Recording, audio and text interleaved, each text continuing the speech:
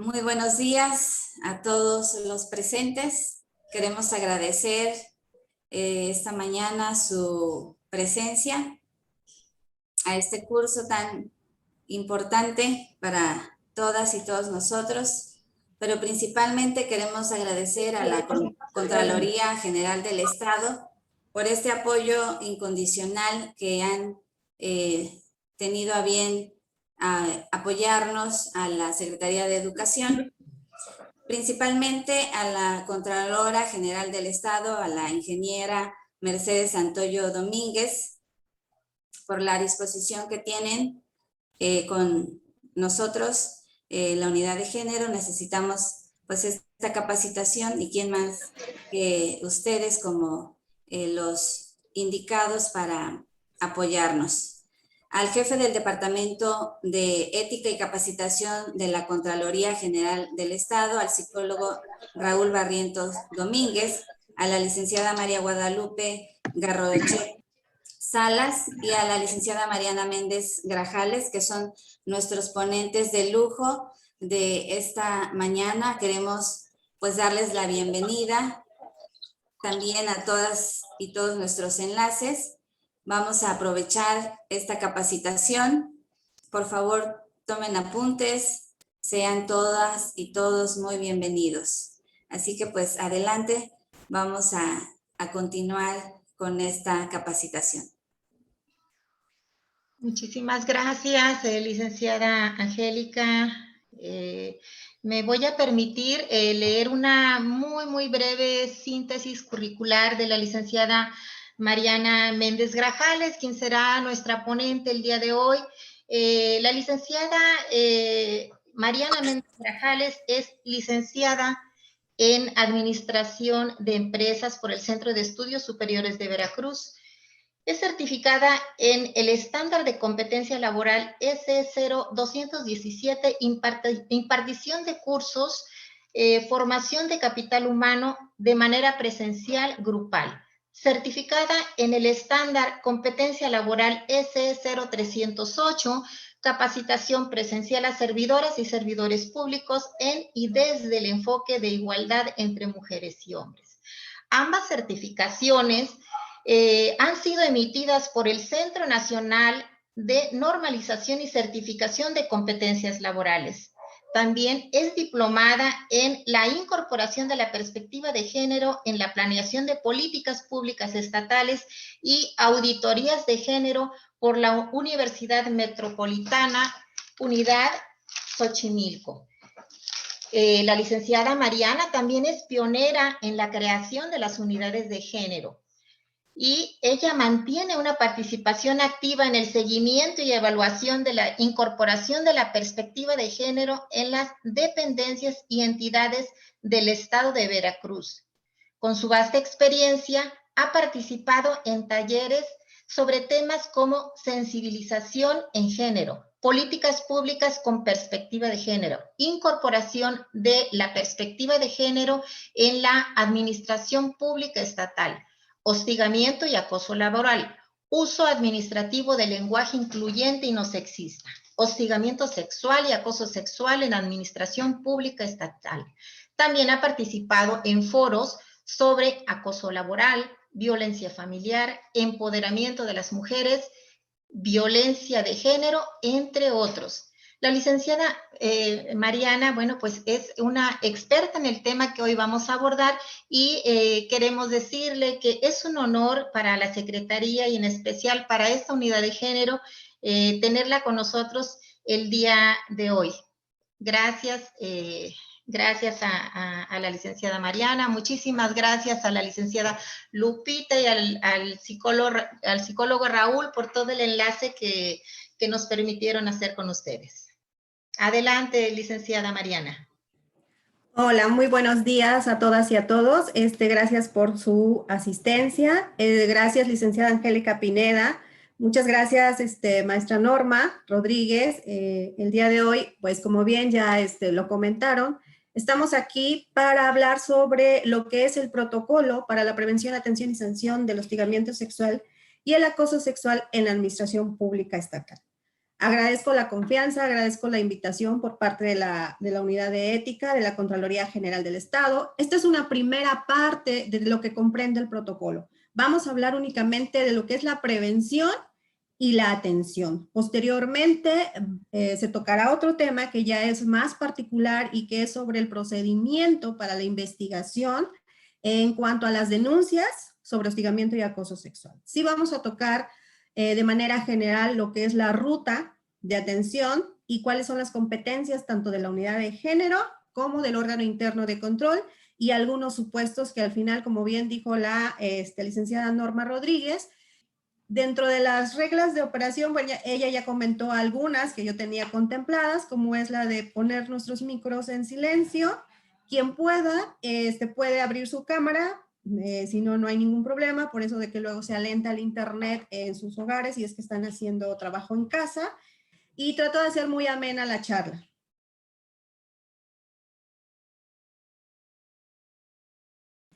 El objetivo general del protocolo, bueno, es de esta plática es reconocer las conductas de hostigamiento y acoso sexual, así como las acciones de prevención y atención, ¿sí? Que establece el propio protocolo. Que ustedes, personal de la unidad de género y enlaces de género, sepan hasta dónde es ámbito de su competencia la prevención y atención en cuanto se presenten casos de hostigamiento y acoso sexual.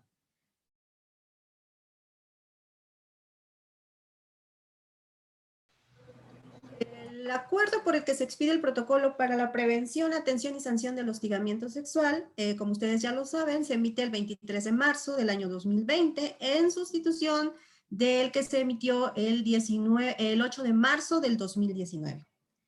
¿Por qué expedir un protocolo para atender conductas de hostigamiento sexual y acoso sexual dentro de las instituciones?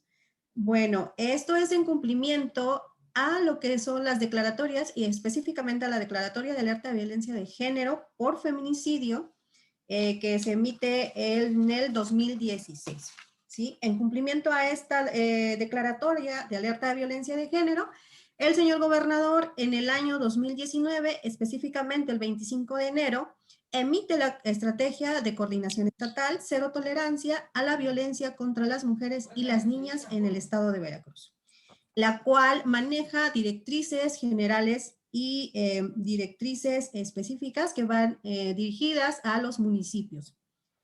En las directrices generales pide precisamente o estipula que se debe emitir un protocolo donde se atienda, se prevenga y se sancione el hostigamiento y el acoso sexual. De ahí que nace este protocolo. Aclaro, este protocolo, si bien es emitido en el año 2020, es el que se encuentra vigente. Todos aquellos casos que hayan sido recibidos por de la unidad o del órgano interno de control se van a continuar atendiendo con lo que establece el presente protocolo. ¿Cuál es el objeto del protocolo? Bueno, como sabemos y ya lo hemos comentado, es prevenir, atender y sancionar estas conductas de hostigamiento y acoso sexual al interior de las dependencias. Es establecer las pautas para atenderlos.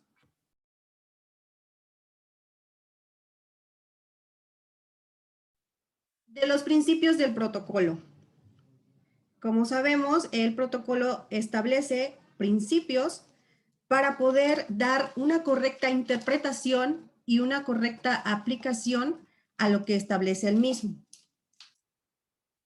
Ustedes tengan muy claro estos principios, pero sobre todo, estos que marqué en rojo. El principio de igualdad de género, el principio pro persona, lo que es el principio de la perspectiva de género, que, bueno, vendrían siendo derechos humanos. Es para que ustedes interpreten y ejecuten este protocolo en el marco de lo que es la igualdad de género, la incorporación de la perspectiva de género, respetando el interés superior de la persona en calidad de afectada y también del presunto agresor o agresora, para que no revictimicemos, para que no hagamos un juicio sin ser objetivos, pero sobre todo sin dejarnos llevar por los roles y estereotipos que en muchas ocasiones hacen que revictimicemos, como bien lo dije, o demos una atención de primer contacto o un acompañamiento que no es debido.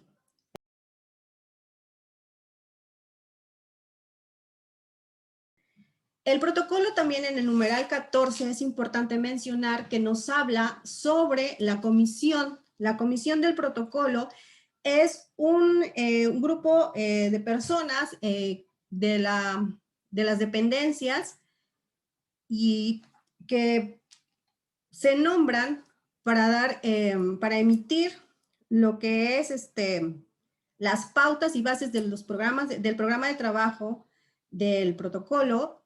Son los que el cuerpo especializado que tendrá por objeto vigilar la implementación de las medidas del protocolo, son quien dará seguimiento a lo que es la planeación, ejecución y evaluación de las acciones específicas de prevención y atención, que el protocolo menciona que recaen en la unidad de género. Vamos a ver más adelante hasta dónde es competencia de la unidad de género. También nos habla de los informes que deben emitir las unidades de género.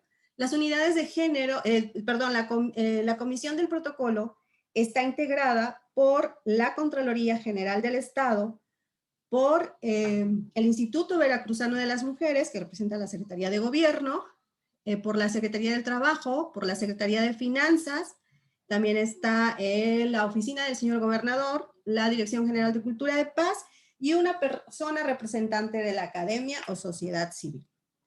Quien está como presidenta de la comisión?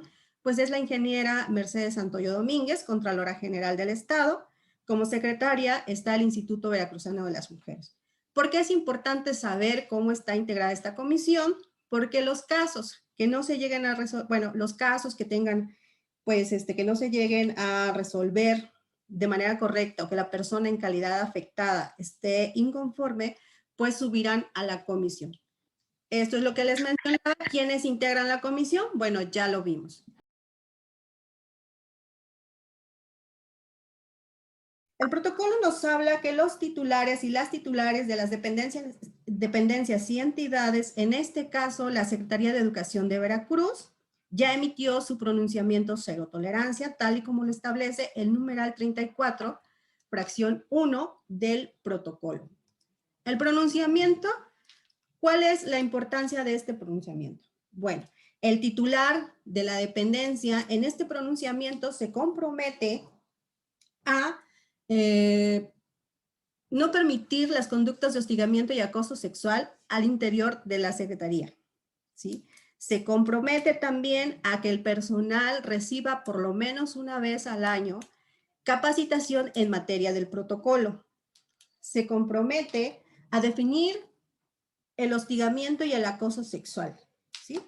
De manera general, como bien lo dice, se pronuncia hacia la cero tolerancia al hostigamiento y al acoso sexual en la Secretaría de Educación de Veracruz.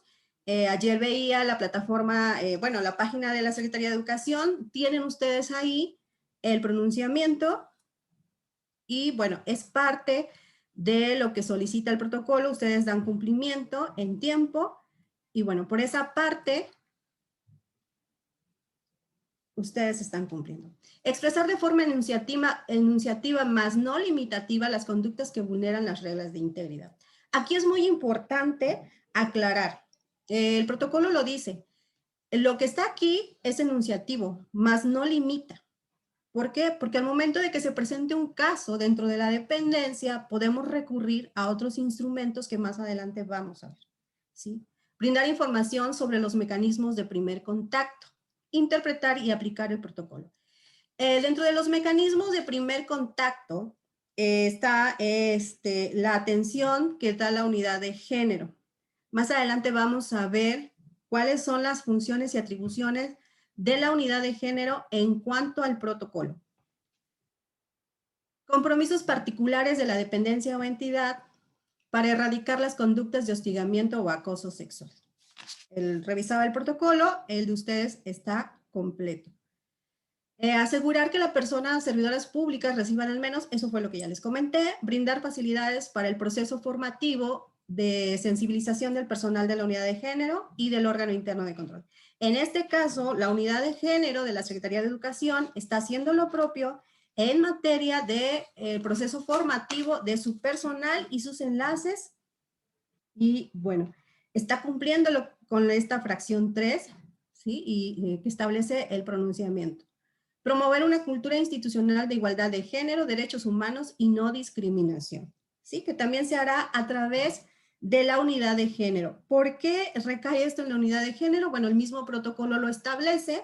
Es la unidad de género quien propone el programa de trabajo para campañas de sensibilización y prevención al interior de la dependencia. Esto es muy importante, porque también lo menciona el acuerdo de creación de las unidades de género. El protocolo lo retoma y dice que se deberá contar con el número necesario de personas capacitadas en la unidad de género para la atención de primer contacto.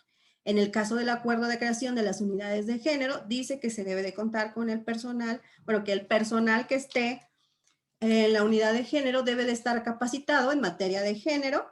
¿Para qué? Para que todo aquello que realicen sea en el marco de los derechos humanos y la perspectiva de género. Incorporar la perspectiva de género en el quehacer diario.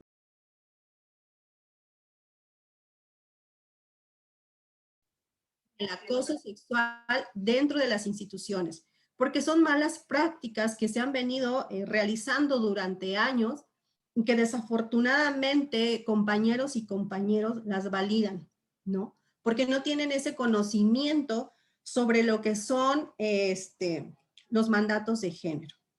Creen que es algo natural, creen que es un juego, creen que es una conducta de esta naturaleza se llega a tomar como un piropo. Quienes en su momento se han atrevido a denunciar, se les acusa o se les tacha de ser exagerados o exageradas, ¿no? Pero desafortunadamente, algunas instituciones, algunos lugares todavía hay pues desinformación, ¿no?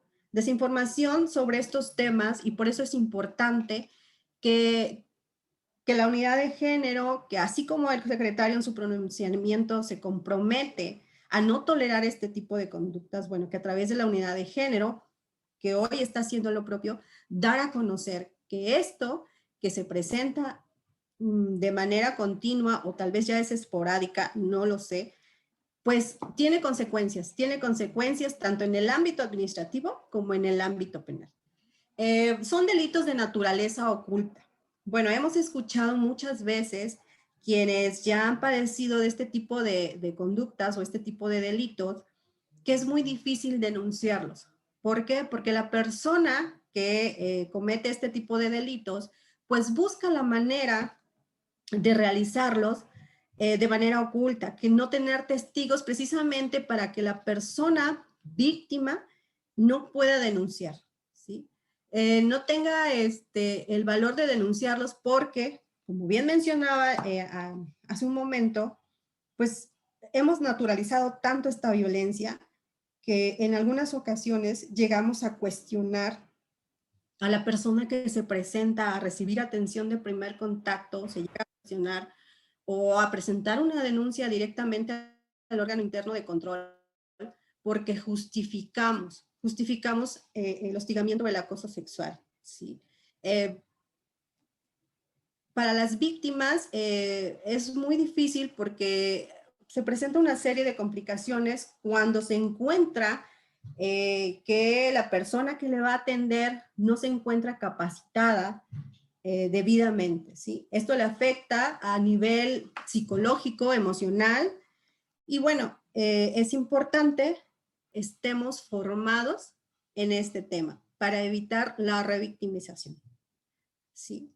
Si bien la denuncia es indispensable, como ya lo dije, es muy importante la prevención, ¿sí? La prevención para dejar de lado estas creencias plagadas de prejuicios de género. ¿Cuáles son estos prejuicios de género? Pues son aquellos cuando hablamos de roles y estereotipos. El deber ser del hombre y la mujer dentro de determinada sociedad, ¿sí? Es cuando un hombre o una mujer sale de ese rol que se le ha asignado, es cuando se empieza a hacer este prejuicio.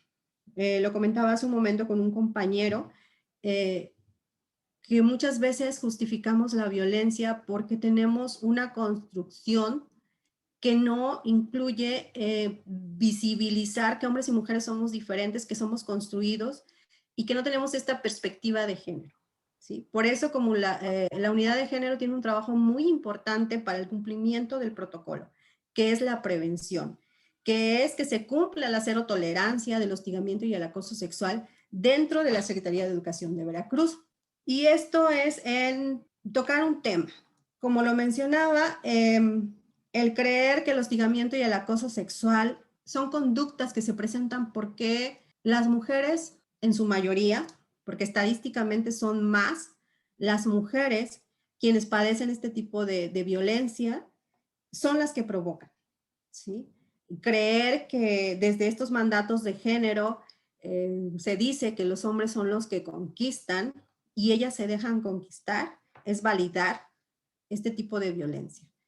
También dentro de las creencias que se tienen sobre el hostigamiento y el acoso sexual es pensar que únicamente se da hacia personas que tienen ciertas características, ¿sí? Un ejemplo, luego dicen, bueno, tiene ciertas características, no creo que le estén acosando, está mintiendo. Ustedes ahorita, quienes leen noticias, están al día, se han dado cuenta que las mujeres sufren violencia sin importar su edad, su físico, su condición económica. Las mujeres se decía que teníamos la culpa por las altas horas, porque salíamos a altas horas de la noche, porque caminábamos por lugares solitarios, porque vestíamos de tal forma. La pandemia nos vino a hacer visible que la violencia en contra de las mujeres se da hasta al interior de los hogares. Hemos visto noticias recientes de mujeres de 80 años que han sido violadas, que han sido asesinadas. Hemos visto noticias de niñas de 2, 3 años han sido violadas, han sido asesinadas. Entonces, esto no tiene nada que ver con el físico, esta creencia de que únicamente se da hacia mujeres con ciertas características, pues es solo eso, una creencia. Se dice, ahorita que ya se ha dado a conocer el protocolo, en algunas instituciones, pues ya se han presentado ciertas denuncias. Pero se cree que se ha exagerado sobre la gravedad, que ahora nos quejamos de todo. No es que nos quejemos de todo, es que ahora sabemos cuáles son nuestros derechos, sabemos identificar lo que cuando estamos sufriendo de algún abuso, en este caso sobre hostigamiento o acoso sexual. Hay instituciones y estas creencias no las inventé, ¿no? Es parte de un diagnóstico que hizo la Comisión Nacional de Derechos Humanos. Las instituciones que ignoran este tipo de conductas, que ignoran que se estén presentando, son instituciones que se ven más afectadas y se va agravando el problema. ¿Por qué? Porque si nosotros lo vemos como un problema poco frecuente, además, por verlo así lo ignoramos, porque creemos que va a desaparecer, pues lo único que va a pasar es que la persona que esté ejerciendo la violencia, pues va a decir en esta institución no se hace nada y puedo seguir cometiendo este tipo de delitos. O quien le observe o quien observe este tipo de conductas, pues también las valide y diga, bueno, aquí yo puedo realizar este tipo de delito, este tipo de conducta y no me va a pasar nada. Tenemos la creencia, ya lo mencionaba, si bien no todas las víctimas son mujeres, sí estadísticamente son la mayoría, pero también hay hombres que sufren hostigamiento o acoso sexual. Pero en muchos casos, si desagregamos estas estadísticas, nos vamos a dar cuenta que son hombres que pertenecen a la comunidad y que algunos otros, hablando de héteros, no denuncian porque por estos mandatos de género, por estos roles y estereotipos, tienen pena de ir y decir estoy siendo víctima de hostigamiento o acoso sexual, porque pues a mí me han dicho que los hombres no lloran, los hombres no se quejan, y muchas veces los mismos compañeros pues se burlan de ellos, ¿no? Entonces vemos cómo estos mandatos de género sí nos afectan gravemente. Las desigualdades, la desigualdad y la violencia vienen en razón de creer que hombres y mujeres debemos comportarnos de cierta forma y de cierta manera en la sociedad, ¿sí? Esta es una creencia que se da muy frecuente. Decir que las mujeres denuncian falsamente para vengarse de sus jefes y otras personas. Hay una particularidad del protocolo y dice que la persona en calidad de afectada puede acudir a la unidad de género o al órgano interno de control con su simple dicho y con que una de estas conductas se dé por primera vez. A diferencia del acoso laboral, el acoso y el hostigamiento sexual, con una sola vez que ocurra algún evento, es suficiente para ir a recibir, para solicitar atención de primer contacto o para denunciar ante el órgano interno de control. También se dice y se ha querido justificar a las personas que ejercen este tipo de violencia, se dice que son personas que padecen enfermedades mentales. Eso no es cierto. Y que solo le ocurre, bueno, ya lo había dicho, a mujeres jóvenes y bonitas. ¿Cuáles son las conductas que vulneran la regla de integridad y constituyen acoso sexual y hostigamiento sexual? Cuando hablamos sobre las conductas que vulneran reglas de integridad, el protocolo las tiene de manera enunciativa, más no limitativa. El protocolo nos menciona las no verbales y sin contacto físico. Menciona la verbal y sin contacto físico, y también tiene la de verbal con contacto físico o solo el contacto físico. ¿Sí? A eso me refería, Paz. ¿Cuáles son estas conductas? Bueno, el protocolo lo menciona claramente, pero únicamente de manera enunciativa. Aquí es muy importante para la correcta interpretación y aplicación del protocolo. ¿Sí? De no verbal y contacto físico, bueno, a través de acercamientos excesivos, miradas insinuantes, gestos lascivos o muecas. Verbal y sin contacto físico, bueno, tenemos los chistes de contenido sexual que ya bien mencionaba, ¿no? Que a veces están muy naturalizados dentro de las instituciones y que tiene que ver con, pues bueno, la falta de sensibilización, la falta de formación, campañas de promoción a la no violencia dentro de las instituciones. Piropos, insinuaciones sexuales, pedir citas, solicitar con insistencia, sostener actos de carácter sexual.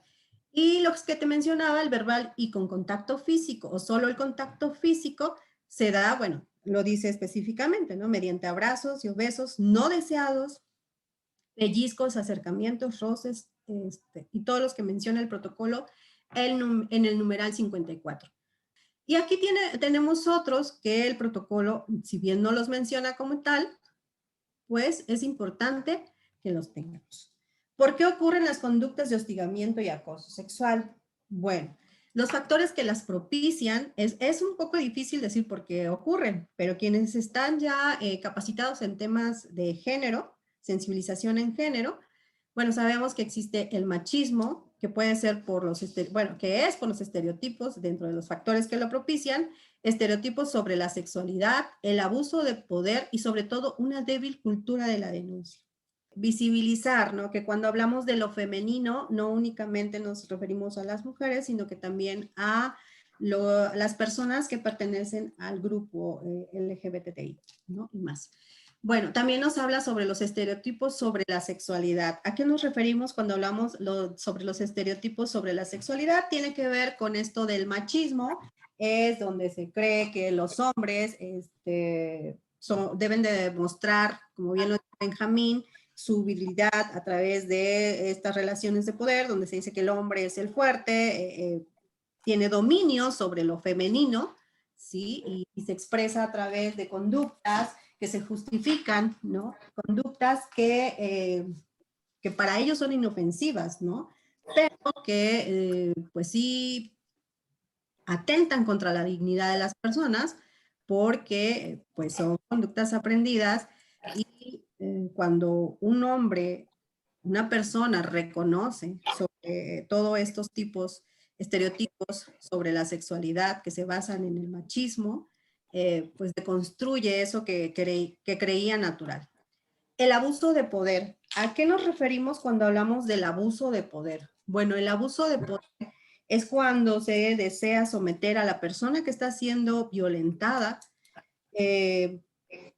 Aquí se aplica un poco más para el hostigamiento y el hostigamiento sexual, y como bien decía, o ese poder de facto, de que si bien no hay una subordinación, existe un poder en el que yo me creo superior a la otra o al otro porque pertenece al género femenino, y le pido que realice acciones que no son propias del trabajo que está desempeñando, ¿no? Un ejemplo podría ser pedirle a la persona en calidad afectada que realice actividades fuera del horario y de el área laboral, ¿sí? La débil cultura de la denuncia. ¿Por qué ocurren? Porque muchas veces, como ya lo comentamos, son delitos de naturaleza oculta. Es muy difícil comprobarlos porque la persona que los comete pues siempre va a buscar no tener testigos. Si yo además me doy cuenta que solicité orientación, denuncié y el proceso es tardado, pues habrá quien diga, no, a la compañera o al compañero tardaron en darle una respuesta, o la respuesta tal vez no fue la deseada, pues no voy a denunciar, ¿no? No quiero denunciar. Y bueno, ¿qué pasa? Como ya lo comentaba anteriormente, pues nos desistimos, y las personas que cometen este tipo de conductas dicen, bueno, no pasa nada, puedo seguir incumpliendo la ley, puedo seguir violentando a las personas, y se va agravando el asunto. En la presentación les voy a dejar la definición de lo que es el machismo, los estereotipos sobre la sexualidad, el abuso de poder y una débil cultura de la denuncia. La débil cultura de la denuncia, como bien lo dije en otras palabras, la falta de confianza, la falta de respuestas adecuadas ante las quejas, excesivo tiempo que toma la justicia, miedo a los despidos y procedimientos engorrosos y largos. Que el protocolo por eso se crea para, pues, eliminar todos estos puntos. En cualquier contexto o situación sabemos cuando algo nos incomoda o nos disgusta. Después de que las personas ya han sido sensibilizadas, ya se les ha dado a conocer qué son las conductas de hostigamiento o acoso sexual, identifican el por qué algo en algún momento les incomodaba, les disgustaba o afectaba, ¿sí? Lo que se busca es que el funcionariado entienda, comprenda que son actos que no se deben de cometer. Y sobre todo que las personas se expresen y no permitan las conductas de hostigamiento y acoso sexual, ¿sí? Y que las personas que cometen este tipo de abusos comprendan que cuando una persona diga no, es no, ¿sí? Muchas veces bajo estas creencias de que ellos conquistan y ellas se dejan conquistar, y que entre más se resista, más interesante es. No es así al interior de las instituciones, ¿no? ¿Qué es lo que se busca? Ir disminuyendo este tipo de conductas. Como servidoras y servidores públicos debemos conducirnos siempre en el marco de lo que establece la norma, ¿sí? Escucha, respeta y deja de hacerlo si eres una persona que está ejerciendo este tipo de conductas, ¿sí? Si lo has hecho, pues detente a pensar, ¿no? Primera instancia, estoy incumpliendo con la norma, ¿sí? El código de conducta, lo veía ayer, el de la SEP también, a lo que se comprometen los servidores y las servidoras públicas de la Secretaría de Educación de Veracruz, es a tener una buena relación con sus compañeros, ¿no? A no tolerar el hostigamiento y el acoso sexual. Entonces, si ya identificamos que quizás yo con mi comportamiento, que creía que era algo natural, porque las y los demás así lo hacen y porque también lo han validado, estuve cometiendo sin saber, vamos a dejarlo así, acoso sexual, algún tipo de esta conducta, pues me voy a detener, ¿no? Y si observo que sucede, pues no lo voy a tolerar y voy a informar a mi unidad de género. Porque es importante que yo como servidora o servidor público dé a conocer si se está presentando algún tipo de estos eventos en mi área. para que la unidad de género, como bien lo establece el protocolo, tome las medidas de prevención necesarias. Obvio, no va a ir directamente con la persona que está ejerciendo este tipo de conductas, pero sí hacer una sensibilización en el área o en toda la institución, tocando este tipo de temas. Esto ya lo vimos también, en la forma de vestirnos, de comportarnos y andar solas por la calle, no justifica de ninguna manera el abuso o violencia sexual. Esto es muy importante, ¿sí?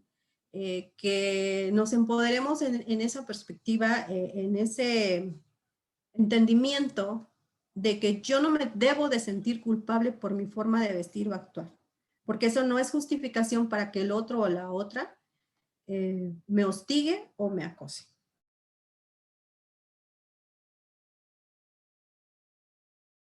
¿Qué hacer ante los hostigamientos y el acoso sexual? Bueno, primero vamos a romper el silencio. Cuando tú, persona servidora pública, ya identificas lo que es el hostigamiento y el acoso sexual, puedes dirigirte a la unidad de género, quien es quien te va a brindar la atención de primer contacto, y decir que estás siendo víctima de este tipo de conductas, ¿sí? Es importante la denuncia para que se vaya visibilizando este problema y sobre todo para que las personas que están cometiendo este tipo de conductas pues vean que sí hay una consecuencia de un mal actuar, ¿sí? Debemos de informarnos sobre qué hacer, cómo y ante quién denunciar. El protocolo establece muy bien la ruta de atención para atender los casos de hostigamiento y acoso sexual que se presenten en la dependencia. ¿Cómo voy a reconocerlos? Ya, si eres persona servidora pública del estado de Veracruz, bueno, ya lo decía en un inicio, debes de conocer el protocolo, ¿sí? De prevención, atención y sanción al hostigamiento y al acoso sexual en la administración pública estatal, ¿sí? En él nos establece la ruta para atender a quienes denuncian. Si tú como persona te has sentido asediada, que te miran o hablan o tocan de una forma que te incomoda o lastima, identificas que se están vulnerando reglas de integridad con estas conductas, ¿sí? Algo es muy importante que también se menciona cuando se capacita en materia de hostigamiento o acoso laboral, mejor conocido como moving, terrorismo psicológico. Es muy importante que preconstituyamos pruebas. Como ya lo decía, las leyes lo establecen como delitos de naturaleza oculta. En el marco jurídico así se conocen. Pero si tú como persona que ya identificas que estás siendo acosada u hostigada, puedes empezar a recabar información, como son correos electrónicos, audios, videos, mensajes, testimonios, hasta constancias médicas. En algún momento, si como persona te identificas víctima de estas conductas o de este delito, muchas personas recurren a tomar terapias psicológicas, ¿sí? A eso se le llama preconstituir pruebas. ¿Por qué es importante? En el ámbito de acoso o hostigamiento laboral, la Suprema Corte de Justicia de la Nación sí establece ciertos puntos para poder identificar si se está siendo víctima de hostigamiento o acoso laboral, aclaro. En este sentido, también se recomienda que se empiece a hacer lo propio para temas de hostigamiento y acoso sexual. Porque muchas veces cuando nos decidimos denunciar e ir a presentar una denuncia, olvidamos cuándo sucedieron ciertos eventos. Pero si llevamos una bitácora, pues vamos a poder echar mano de esta bitácora, de este diario, tal vez podemos llamarlo así, y cuando nos presentemos a denunciar ante la unidad, a recibir atención de primer contacto ante la unidad de género, mi enlace de género, para que me oriente o el órgano interno de control, pues yo, si voy en crisis, puedo omitir algún evento, pero si llevo mi diario, si ya preconstituí pruebas, pues me puede ser un poco más fácil. Es un tip que da a las personas que son víctimas de hostigamiento o acoso laboral. La Suprema Corte de Justicia de la Nación lo tiene establecido para el acoso o el hostigamiento sexual. Aclaro.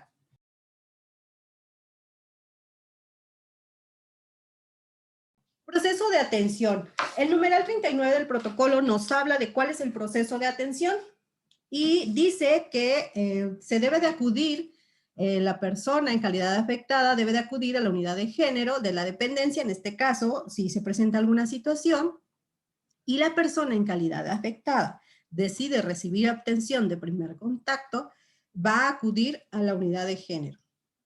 Puede ser que diga no voy a ir a la unidad de género, me voy directamente ante el órgano interno de control, también es válido, ¿sí? Puede ir directamente a presentar su denuncia ante el órgano interno de control. ¿Qué dice el protocolo en cuanto a este supuesto?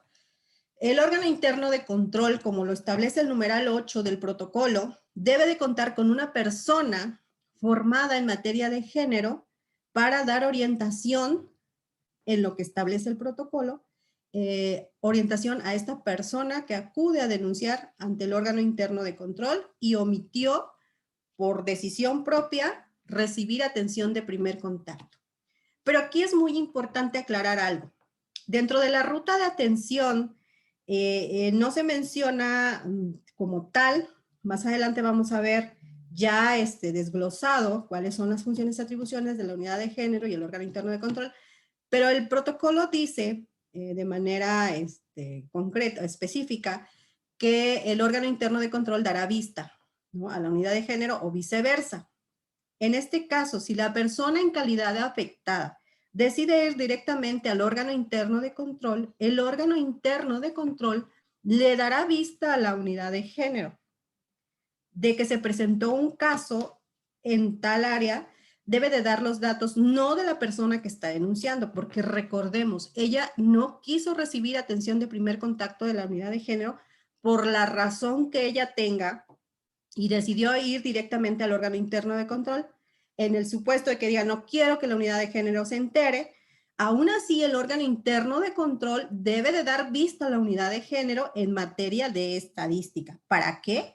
Recordemos que la unidad de género es la encargada de elaborar el plan de capacitación, la campaña de sensibilización, y que pueda ir generando estadísticas y detectando dónde hay focos rojos dentro de la Secretaría de Educación de Veracruz.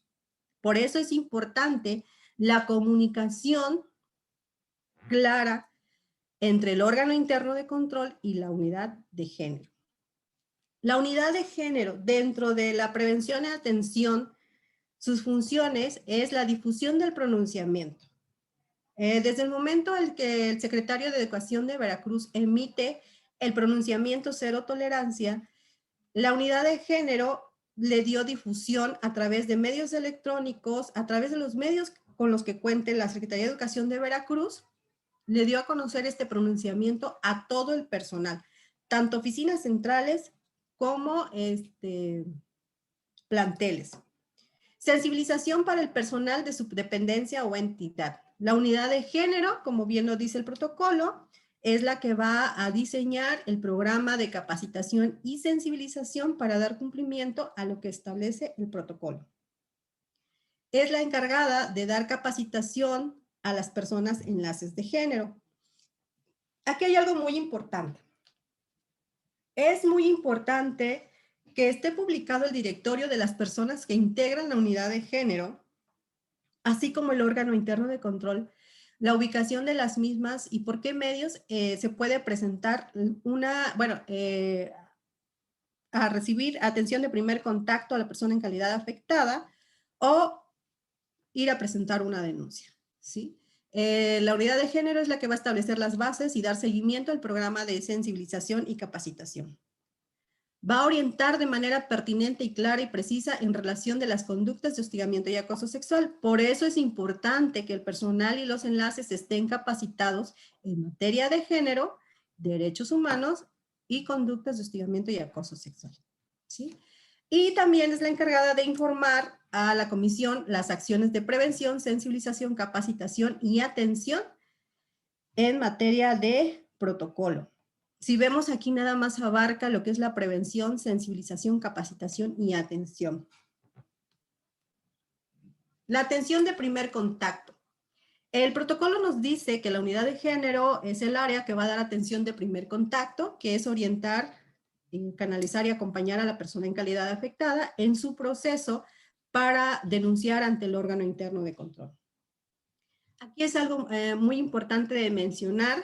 Las unidades de género ya fueron capacitadas para identificar cuándo se revictimiza, qué es lo que no debemos de hacer como unidades de género al momento de recibir a una persona que esté padeciendo este tipo de violencia, ¿sí? Es muy importante la orientación y el acompañamiento. Se debe de dar a conocer las instituciones a las que ella puede acudir si necesita apoyo psicológico o médico. También, sin accionarla, se le puede informar que puede denunciar a la par, como ya lo mencioné, No, pues ya. puede denunciar a la par ante la Fiscalía General del Estado, porque ese es su derecho, ¿sí? La unidad de género va a ser la encargada de llenar la cédula de primer contacto y de entregarla al órgano interno de control a través de un oficio. Después se habla sobre la gestión de las medidas de protección ante la unidad administrativa de la dependencia o entidad. Aquí hay una duda muy frecuente en cuanto a las medidas de protección, porque si bien el protocolo habla de que estas se van a gestionar después de que se presenta y se ratifica la denuncia, cuando hablamos de ratificar, vamos a aclarar que no es revictimizar, porque el ratificar en cuanto hace a una denuncia ante el órgano interno de control es ampliar la información que ya tiene la cédula de primer contacto. En ningún momento el órgano interno de control va a cuestionar lo que la persona en calidad de afectada,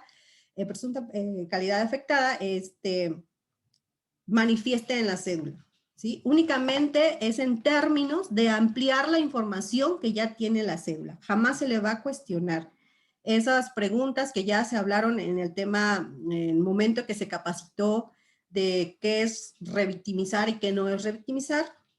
Bueno, jamás preguntar por qué hasta ahora, si el evento fue hace un año.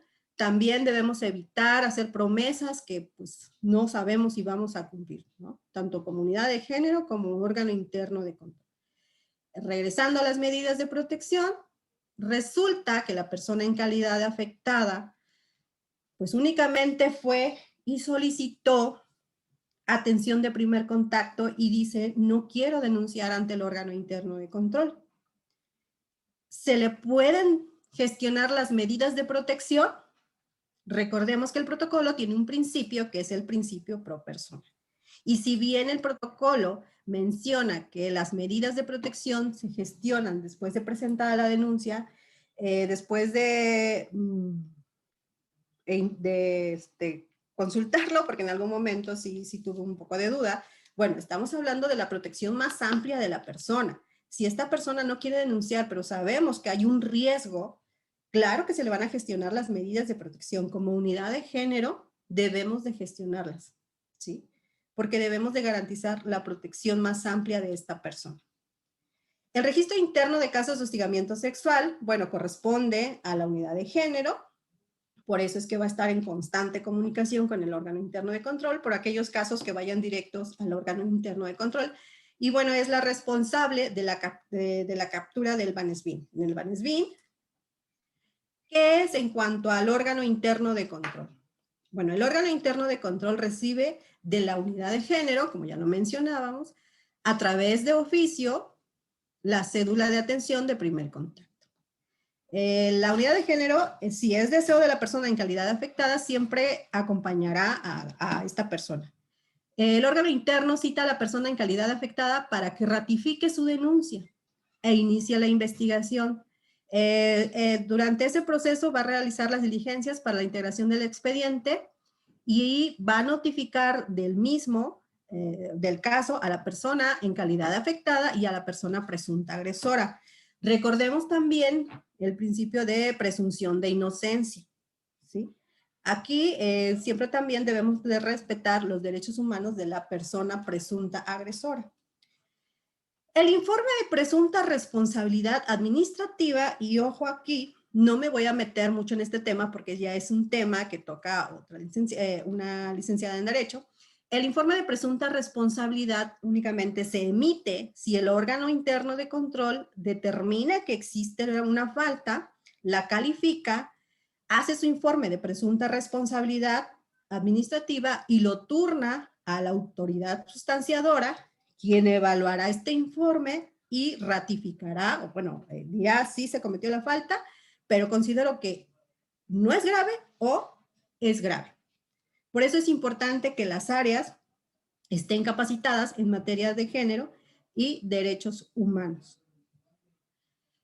Para la interpretación, para los efectos administrativos y la atención de los casos no previstos en el protocolo, que fue lo que mencionaba anteriormente, el numeral 8, que habla que será el órgano interno de control quien prevea esto y quien tenga una persona capacitada en materia de hostigamiento sexual y acoso sexual con perspectiva de género y enfoque de derechos humanos. Que también el numeral 8 dice que en caso de requerir asesoría podrá también solicitar la opinión del instituto. Cuando hablamos del Instituto Veracruzano de las Mujeres. Pero también, bueno, recordemos los órganos internos de control pertenecen a la Contraloría General del Estado y en muchas ocasiones, su gran mayoría, bueno, acuden a la unidad de género de la Contraloría General y también la unidad de género está en constante comunicación con los órganos internos de control para asesorarles en el cumplimiento de lo que es, de lo que establece el protocolo, ¿sí?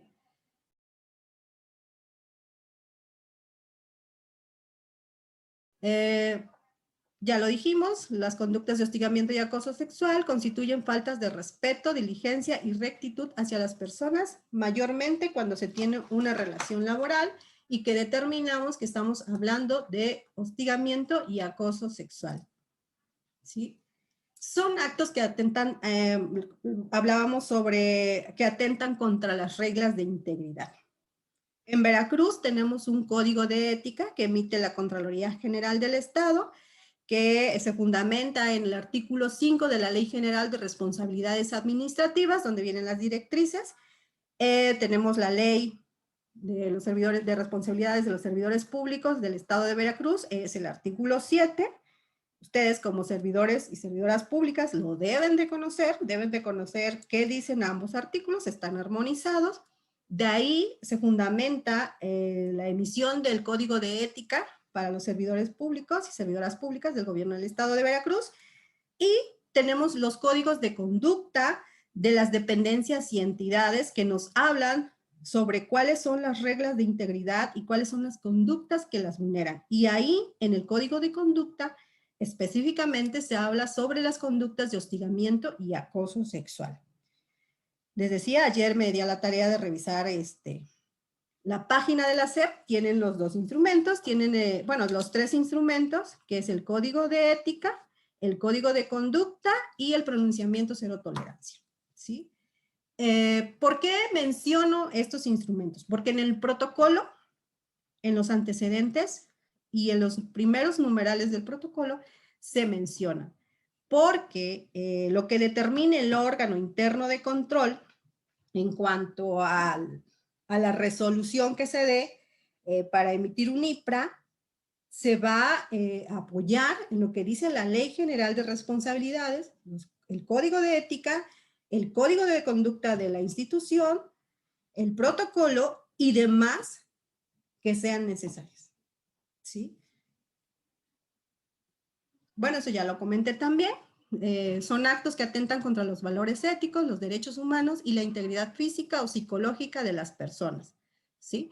Que constituyendo una infracción que da lugar a un procedimiento y en su caso a una sanción en términos de las disposiciones en materia de responsabilidades administrativas.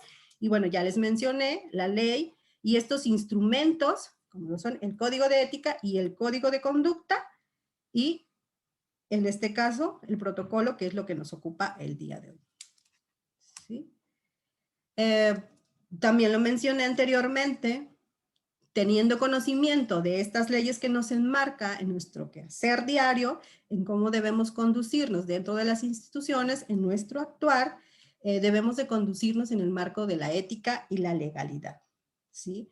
Como áreas que dan atención de primer contacto, en este caso órgano interno de control que atiende las denuncias, pues debemos de ser objetivos e imparciales, respetar los principios que establece el protocolo, ¿sí?